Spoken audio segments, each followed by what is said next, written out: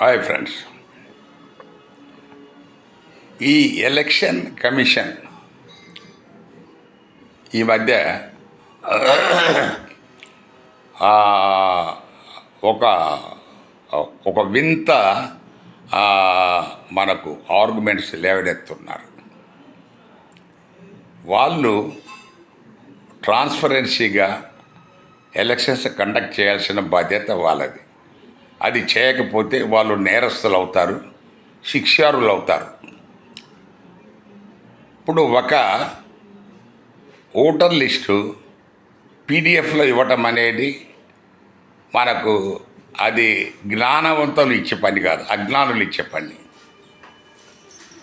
అది మనకు ఎప్పుడు కూడా ఈ ఓటర్ లిస్టు మెషిన్ మోడ్లో ఇవ్వాలి. మెషిన్ మోడ్లో ఇస్తే ఇతర పార్టీలు ఎక్కడ దొంగ ఓట్లు ఉన్నాయి, ఒక వ్యక్తికి 2-3 చోట్ల ఓట్లు ఉన్నాయి అనేది వెరిఫై చేయడానికి హ్యూమన్గా మానవగా సాధ్యమైంది. అలా కాకుండా పీడిఎఫ్ ఇచ్చేసి అలా 1000-2000 కాపీలు 1,00,000 కాపీలు ఇచ్చి మీరు వెరిఫై చేసుకుంటే అంతే, అది కావాలని చెప్పేసి నీ దగ్గర దురుద్దేశంతోనే అలా చేస్తున్నట్టు లెక్క. అది ఎలక్షన్ కమిషన్ గమనించాలి.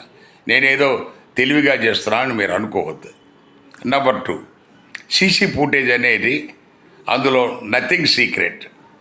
CC footage 200% చట్టబద్ధమే. అది అందరికీ సప్లై చేయాలి. పోటీ చేసిన వాళ్ళందరికీ ఇవ్వాలి. వాళ్ళు ఇన్ని రోజులైనా వెరిఫై చేసుకొని దాని తర్వాత ఆ స్టిపులేటెడ్ టైం ఏమైతే ఉందో అంత లోపల వాళ్ళు మన కంప్లైంట్ కేసు ఫైల్ చేసుకుంటారు, కోర్టుకు వెళ్తారు, వాళ్ళు చూసుకుంటారు. మీరు మీ ఇష్టం వచ్చినట్టుగా చేసి నేను తీసేస్తాము, నేను ఇవ్వను అంటాము చట్ట విరుద్ధం. దయచేసి మీరు చట్టబద్ధంగా వ్యవహరించాలనేది ప్రజల విజ్ఞప్తి. Thank you.